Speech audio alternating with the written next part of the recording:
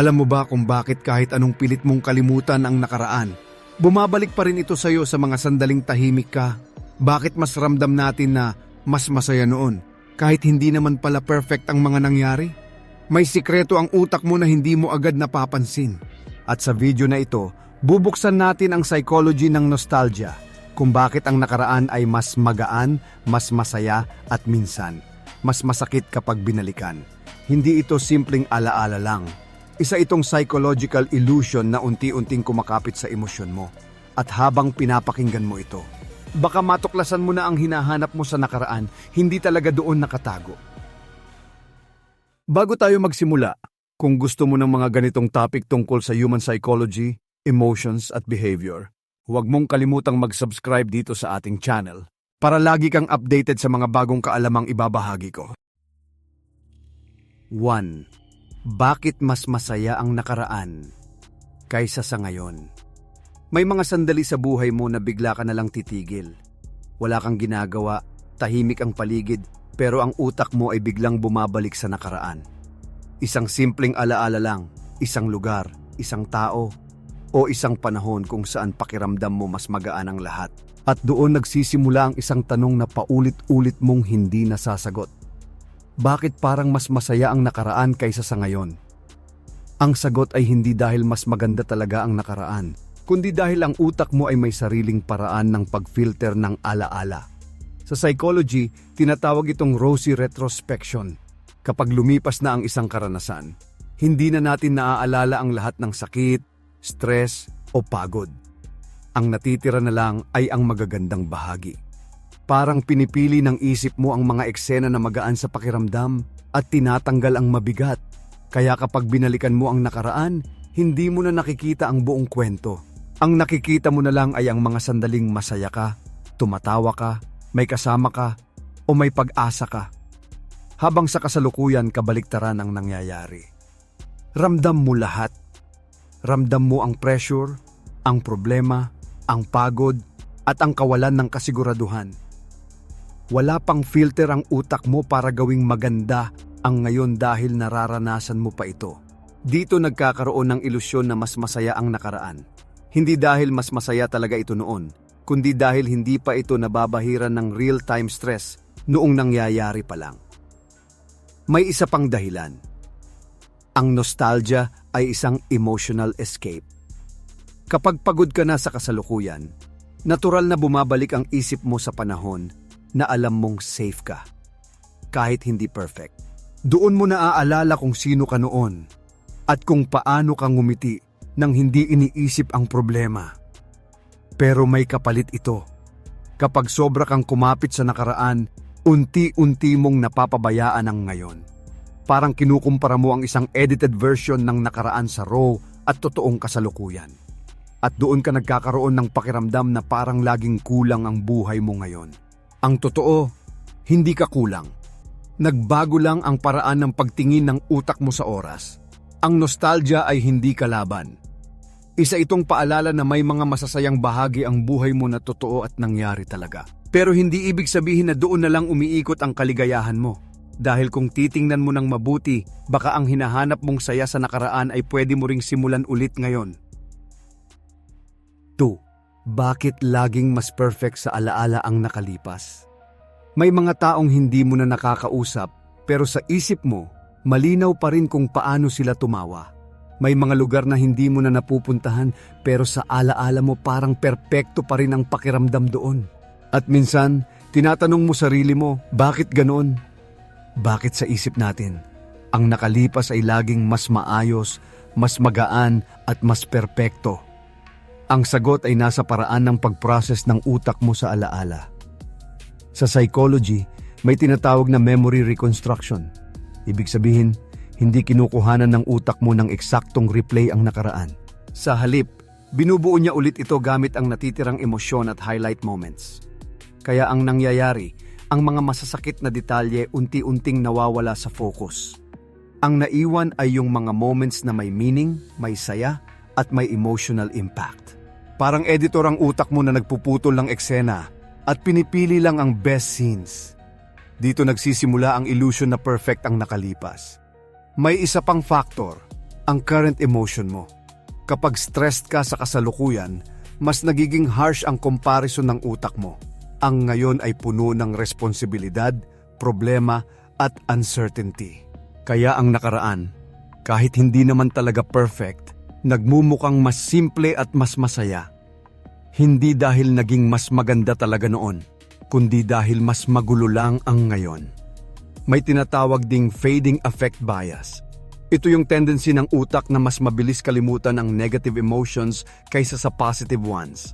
Kaya habang tumatagal, ang sakit ng nakaraan humihina, pero ang saya nito nananatiling malinaw.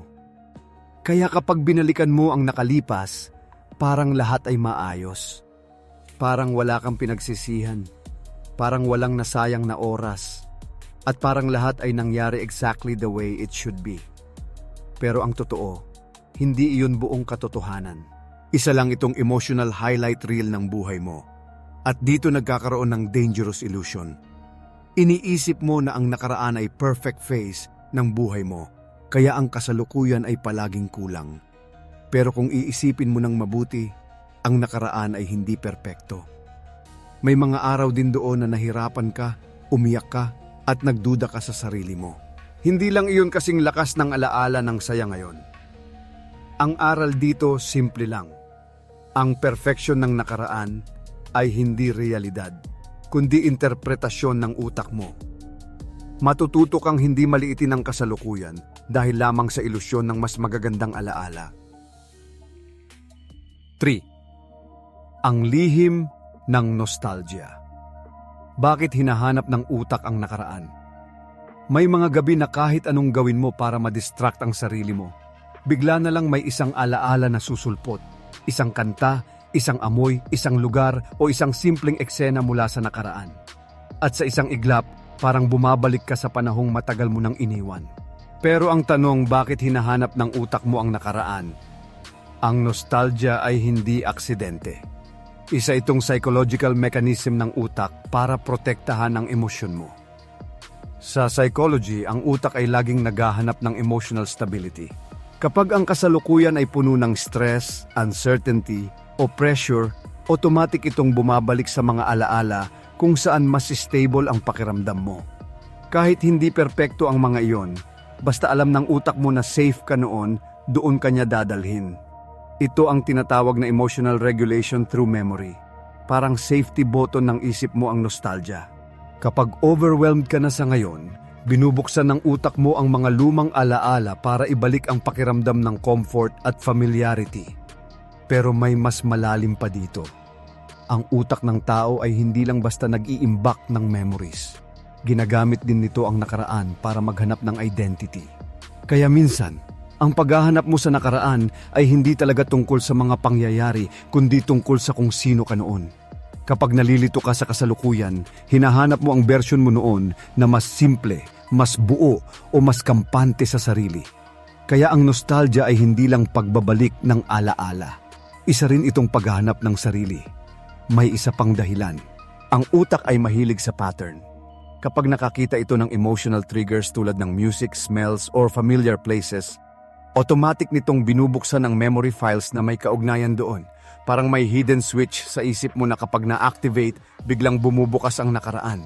Hindi hinahanap ng utak mo ang nakaraan dahil doon ka dapat bumalik. Hinahanap niya ito dahil kailangan niya ng emotional grounding. At ang problema nagsisimula lang kapag mas nagiging mas maganda ang nakaraan sa isip mo kaysa sa kasalukuyan, kahit hindi naman talaga ganoon. Kaya ang nostalgia ay hindi kaaway. Isa itong paalala na may mga bahagi ng buhay mo na nagbigay sa iyo ng katahimikan at saya. Pero ang tunay na tanong ay hindi kung bakit mo hinahanap ang nakaraan. Ang tanong ay kung paano mo gagawing posible na maramdaman ulit ang ganoong kapayapaan sa kasalukuyan mo ngayon. 4. Bakit mas masakit ang ngayon kaysa sa magagandang alaala? May mga araw na parang ang bigat ng lahat. Gising ka palang ramdam mo na agad ang pagod kahit hindi ka pa nakakagalaw. Tapos bigla mong maaalala yung mga panahon na mas magaan ang lahat. Yung mga araw na simple lang, masaya ka, at hindi mo masyadong iniisip ang kinabukasan. At doon pumapasok ang tanong, Bakit mas masakit ang ngayon kumpara sa magagandang alaala ng nakaraan? Ang sagot ay nasa paraan ng pagproseso ng utak mo sa sakit at alaala. Sa psychology, ang utak ay may tinatawag na emotional contrast effect. Kapag ang kasalukuyan ay mabigat, automatically nitong ikinukumpara ang nararanasan mo ngayon sa mga alaala na mas magaan at masaya. Kaya ang pakiramdam, mas lalo pang bumibigat ang ngayon. Hindi dahil mas malala talaga ang buhay mo ngayon, kundi dahil mas malinaw ang contrast. May isa pang dahilan, ang utak ng tao ay mas sensitive sa present pain kaysa sa past pain. Ang sakit ngayon ay real time. Nararamdaman mo siya sa katawan, sa isip at sa emosyon mo. Samantalang ang sakit ng nakaraan, memory na lang siya.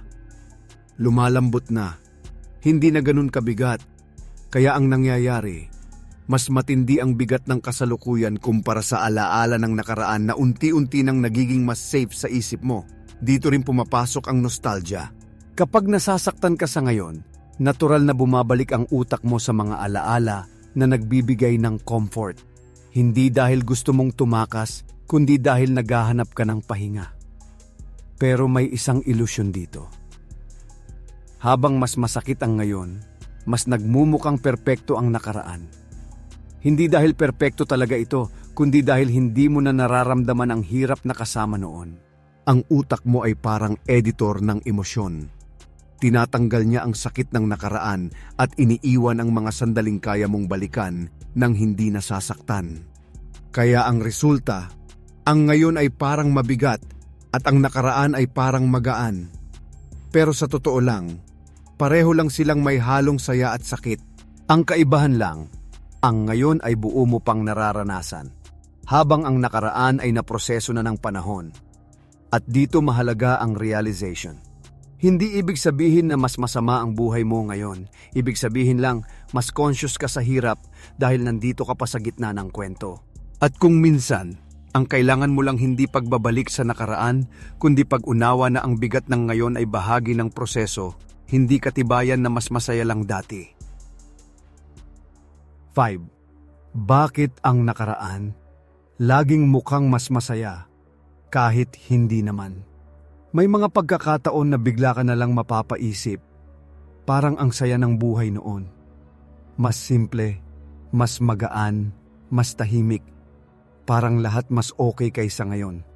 Pero kung iisipin mo ng mabuti, alam mo rin sa sarili mo na hindi naman talaga ganun ka-perfect ang nakaraan. Kaya ang tanong, bakit ganun ang pakiramdam mo? Sa psychology, may tinatawag na memory bias. Ibig sabihin ang utak mo ay hindi nagre-record ng alaala bilang eksaktong totoo. Binabago nito ang paghawak mo sa mga karanasan depende sa emosyon mo ngayon. Kapag lumipas na ang isang panahon, unti-unti nang humihina ang sakit at problema na kasama noon. Pero ang mga masayang moments, mas tumatagal sa memorya mo. Kaya sa paglipas ng panahon, mas lumalabas ang saya kaysa sa hirap. Ito ang dahilan kung bakit ang nakaraan ay mukhang mas masaya kaysa sa totoong nangyari. May isa pang psychological factor. Ang present life mo ay puno ng pressure at expectations. May mga responsibilidad ka na hindi mo pa nararanasan noon. Kaya natural lang na ikumpara ng utak mo ang simple past sa complicated present. At dahil dito, nagmumukhang mas masaya ang nakaraan. Pero ang totoo, hindi nagbago ang nakaraan. Nagbago ang perspective mo. May isa pang concept sa psychology na tinatawag na fading affect bias.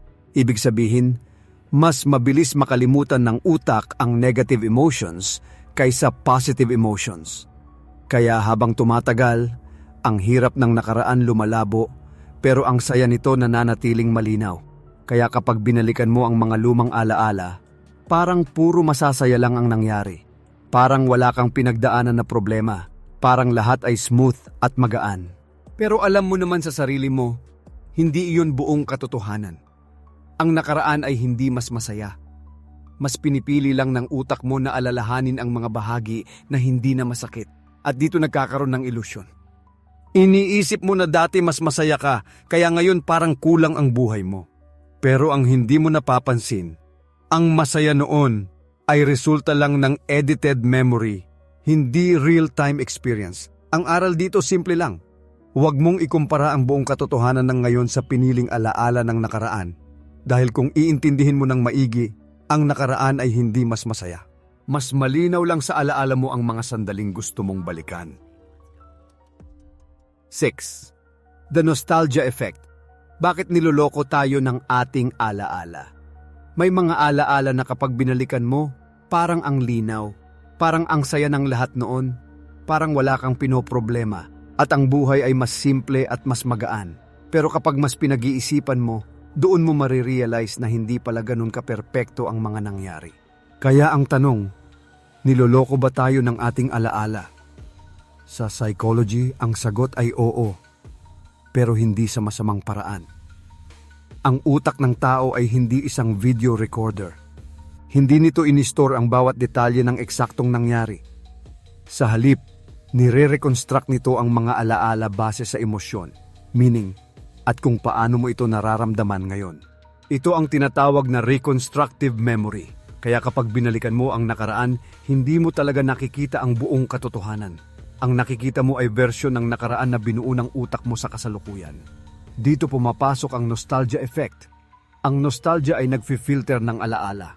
Inaalis nito ang matitinding sakit, awkward moments at stress, at pinapalakas ang mga magagandang emosyon tulad ng saya, lambing, at comfort.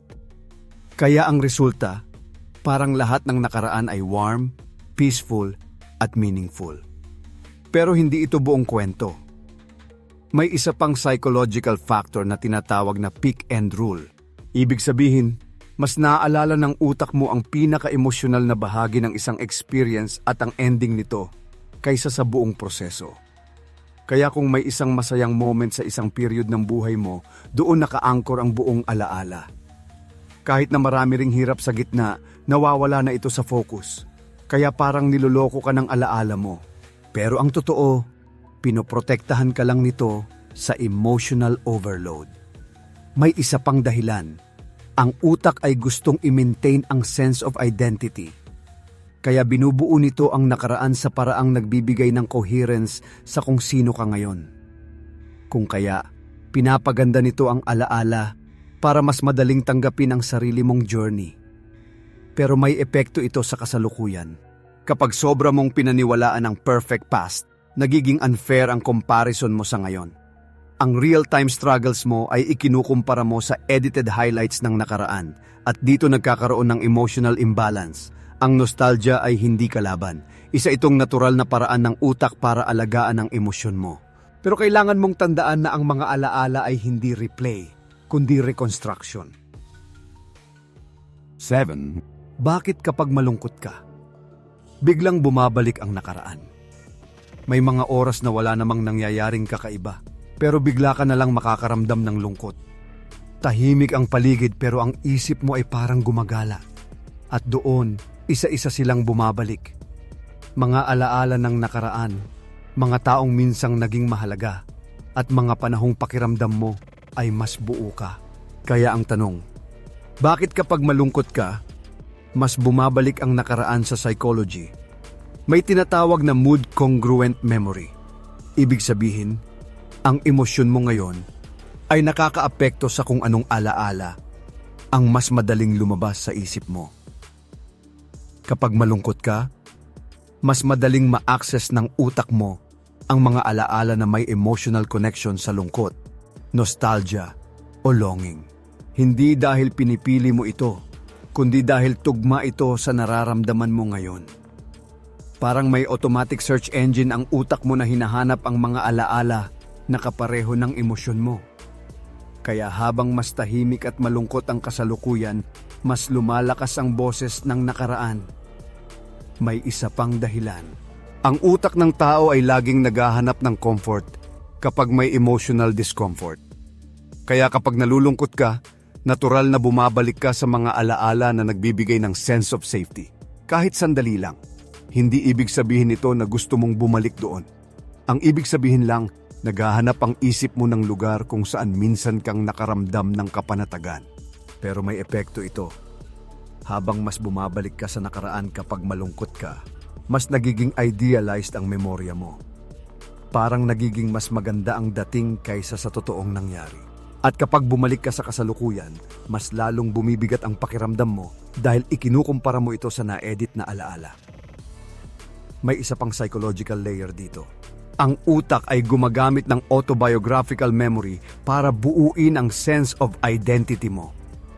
Kaya kapag emotionally vulnerable ka, bumabalik ka sa mga panahon kung saan mas kilala mo ang sarili mo o mas kampante ka sa kung sino ka. Kaya ang nostalgia sa lungkot ay hindi lang simpleng pagbalik ng alaala. Isa itong paghahanap ng emotional grounding at identity. Pero ang mahalagang maintindihan, hindi ka binabalik ng nakaraan para doon ka manatili. Binabalikan mo ito dahil sinusubukan ng isip mo na ayusin ang emosyon mo sa kasalukuyan. Matututo kang hindi takasan ng lungkot, kundi intindihin kung bakit ka binabalik ng isip mo sa mga alaala na minsan kang pinasaya. 8. Psychology ng alaala. Bakit mas tumatagal ang saya noon? Kaysa ngayon may mga sandali sa buhay mo na kahit ilang taon na ang lumipas malinaw pa rin sa isip mo. Yung tawa, yung lugar, yung pakiramdam na parang ayaw mo nang matapos ang araw na iyon.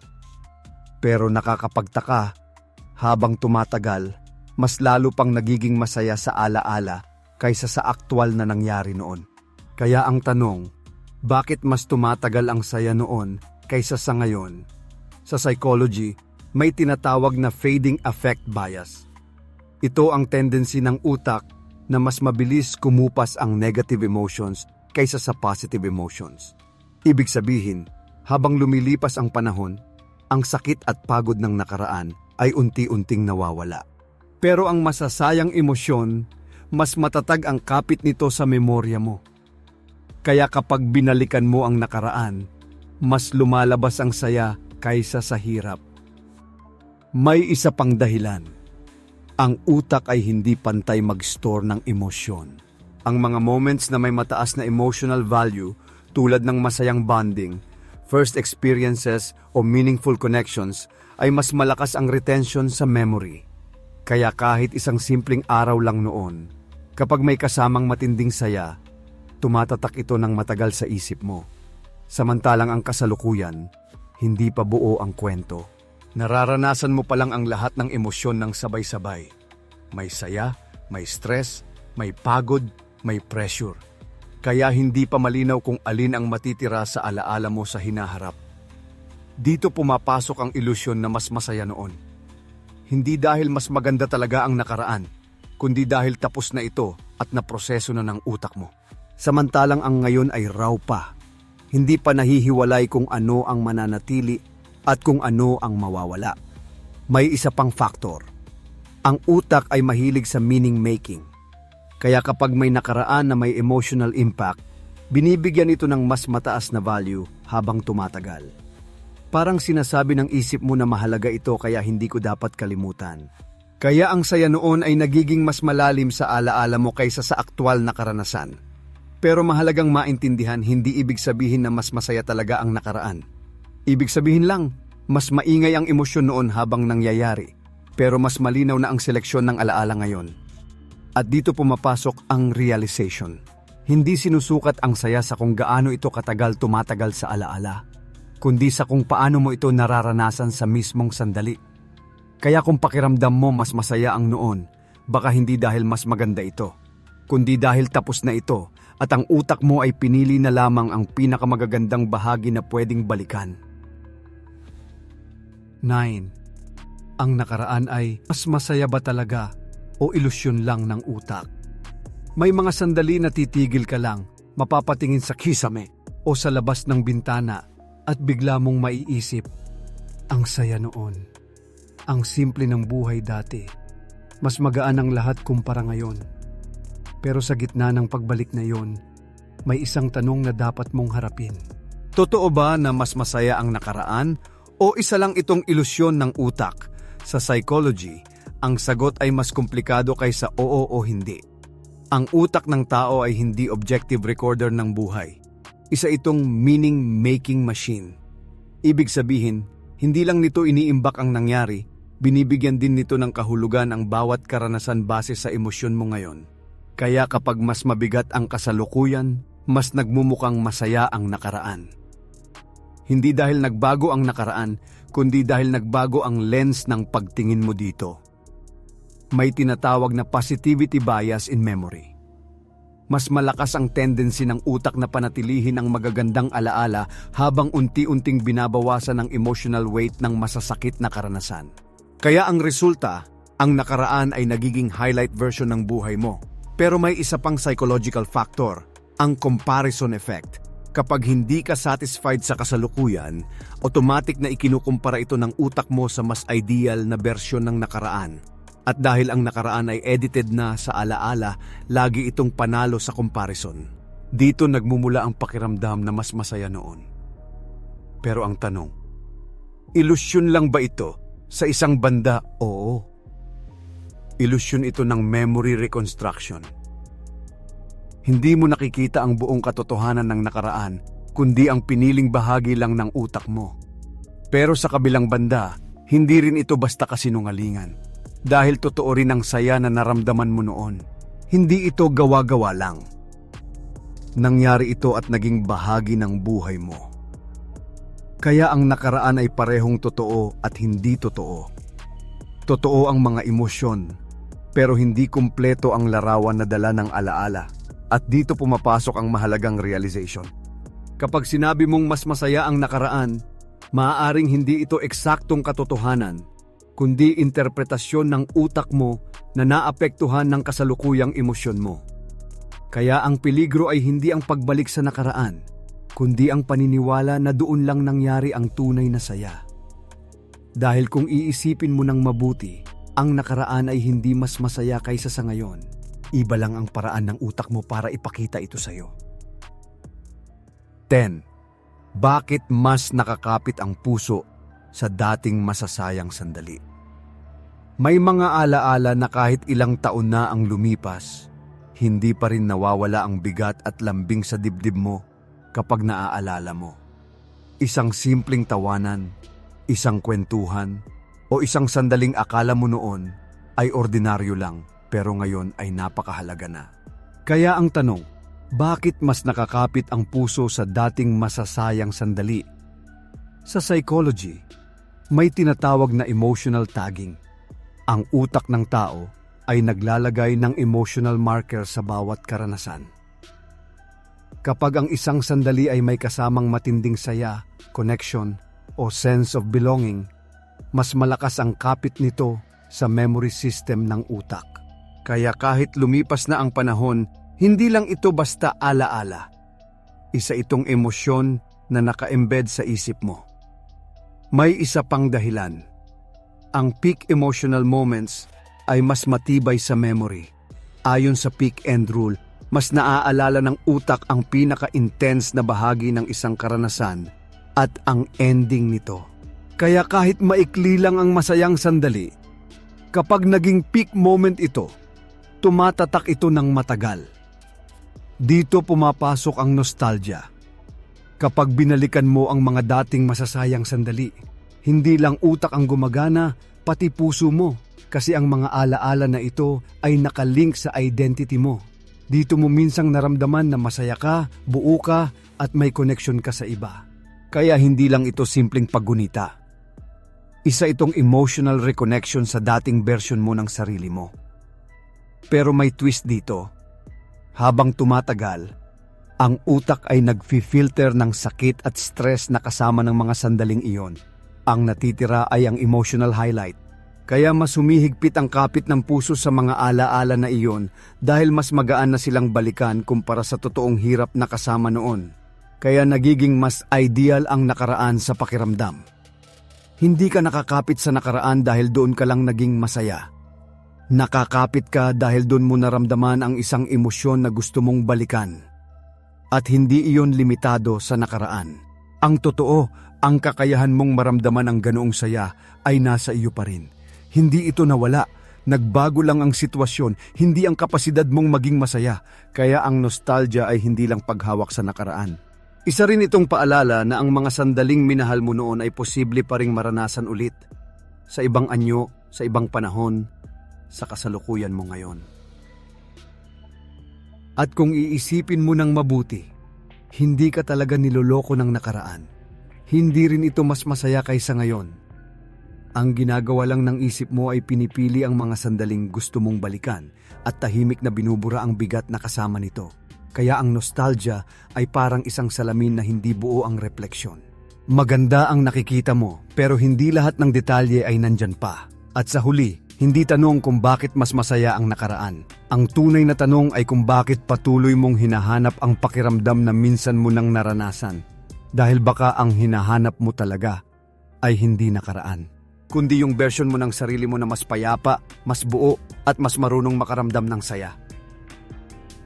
Kung gusto mo pang matutunan ang mga ganitong psychology insights tungkol sa human behavior at personal development, mag-subscribe ka na at i-turn on ang notification bell para lagi kang updated sa mga bagong episode dito sa ating channel.